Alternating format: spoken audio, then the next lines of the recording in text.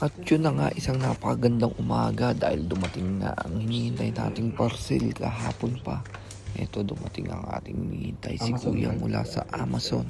Yun, at agad na nga natin kinuha kay Kuya at nagpasalamat tayo. At ito nga, dire-diretso na kagad tayo sa ating kwarto para i-unboxing ito at para makita nyo rin kung gaano kaganda itong order ko mga kapatid. Grabe, talagang pinag-ipunan ko to dahil gusto ko talaga to. Salamat na din pala sa nagdagdag sa pambayad nito. Yan sa aking mahal na asawa. Kasi itong Marshall Minor 3. Yan. Hindi siya yung pinaka-updated na headset. Pero grabe, napaka-solid na ito. Napakabigat niya. Napakaganda.